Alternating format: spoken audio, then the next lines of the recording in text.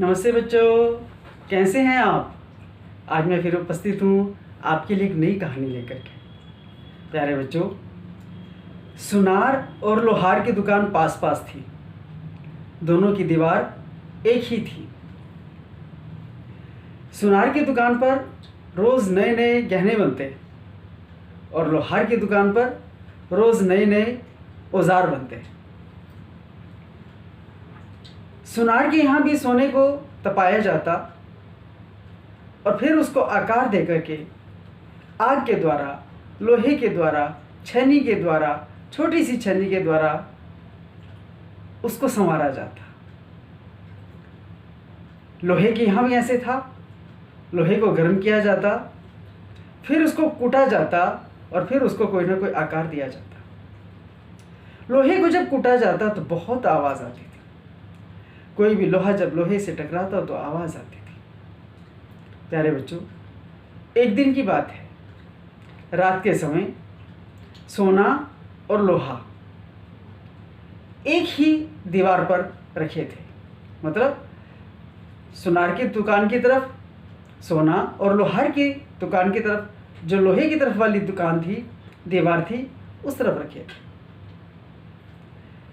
सोने के गहने ने आवाज़ लगाई, पीछे कोई है। लोहे के हथियार ने दिया, हाँ मैं हूँ। अच्छा तुम हो, सारा दिन तुम ही शोर करते हो। बहुत ऊंची आवाज़ आती है जब तुम तराशे जाते हो। क्यों इतना शोर करते हो? मैं बेचैन हो जाता हूँ तुम्हारी इतनी ऊंची आवाज़ सुन करके। लोहे के औजार ने कहा, भाई तुम ठीक कहते हो। तुम सोने हो और सुनार पर बैठे हो। तुम तो रोज़ सजते हो, संवारे जाते हो, और तुम्हारी कोई आवाज़ भी क्यों आए? मेरा दर्द सुनो ना। मैं अपनों से पीटा जाता हूँ। लोहे को कोई लकड़ का हथियार नहीं कूट सकता। लोहे को कूटने के लिए, लोहे को आकार देने के लिए लोहा ही कूटता है। जब मुझे कोई अपना कूटता है तो मुझे बहुत दर्द होता है। जब कोई अपना पीटता है तो दर्द होता है और मैं दर्द के मारे करहा उठता हूँ, रो पड़ता हूँ। सोने के गहने ने कहा, मैं भी तो तपाया जाता हूँ। मैं तो इतना तपाया जाता हूँ कि मेरा पानी बन जाता है।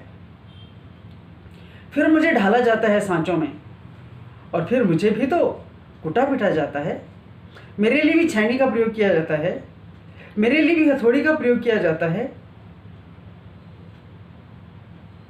लोहार के लोहे ने कहा जेवर से, गहने से, हाँ यही तो मैं कह रहा हूँ कि तुम्हें सोने की हथौड़ी से नहीं पीटा जाता।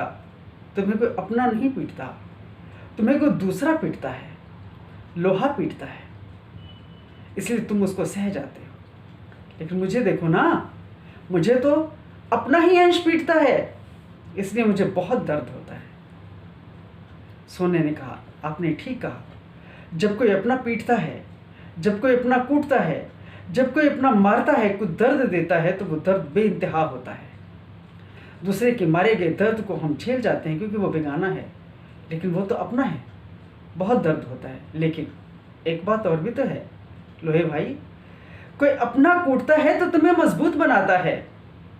कोई अपना कूटता है तो तुम्हें आकार देता है। कोई अपना कूटता है तो तुम्हें तुम्हारा मूल्य बढ़ जाता है। ईंट तुम्हें नहीं पीट सकती, सोने की हथौड़ी भी तुम्हें नहीं पीट सकती, लकड़ भी तुम्हें नहीं पीट सकती। तुम्हें सिर्फ लोहा ही पीट सकता है। तुम्हें सिर्फ लोहा ही काट सकता है। और वो जो काटता है अपने स्वार्थ के लिए नहीं काटता। वो जो पीटता है अपने स्वार्थ के लिए नहीं पीटता, बल्कि तुम्हें आकार देने के लिए पीटता है। तुम्हारे नीचे भी तो लोहे की नाई होती है, ऊपर भी लोहा होता है, तब तुम जाकर के आकार पाते हो। जानते हो क्यों? क्योंकि तुम बहुत कठोर हो, क्योंकि तुमने बहुत बड़े बड़े काम करने हैं, इसलिए तुम्हारे अपने तुम्हें एक आकार देते हैं। मुझे देखो, मैं कितना भी सुंदर हूँ, किसी की रक्षा नहीं कर सकता, किसी की जान तो जोखिम में डाल सकता हूँ, लेकिन तुम्हें कोई खतरा नहीं। और तुम क्योंकि अपने से, अपने लोगों से, अपने वंश से, अपने बड़ों से सीखे होते हो, तपे होते हो, इसलिए तुम्हारा जीवन दूसरों की रक्षा भी करता है और जीवन दूसरों के काम भी आता है। काम मैं भी आता हूँ, लेकिन तुम्हारे जितना नहीं। लोहे को समझ में आ गई बात कि हाँ, जब कोई हमें अपना संवारता है, उसके लिए चाहे हमें कितना भी कष्ट सहना पड़ दे, उस समय तो वो कष्टप्रद लगता है। आगे चल कर के जब हम मूल्यवान हो जाते हैं, तब हम उस अपने का धन्यवाद करते हैं कि उसने हमें इस काबिल बनाया। प्यारे बच्चों, इस कहानी का अर्थ आप समझ गए होंगे, इस कहानी का सार आप समझ गए होंगे कि अपने जब भी हमें सुधारते हैं, जब भी हमें डांटते हैं, तो हमें कोई आकार दे रहे होते हैं, हमें मजबूत बना रहे होते हैं। हमें कभी भी अपने बड़ों की बात का बुरा नहीं मानना चाहिए, बल्कि अपने भीतर सुधार करने का प्रयास करना चाहिए। उम्मीद करती मेरे प्यारे बच्चों, आपको ये छोटी सी कहानी ज़रूर पसंद आई होगी। अगर आपको ये कहानी अच्छी लगी हो तो इसे लाइक एंड शेयर करना ना भूलें। धन्यवाद बच्चों, फिर मिलेंगे किसी और नई कहानी के साथ, छोटी सी कहानी के साथ। धन्यवाद।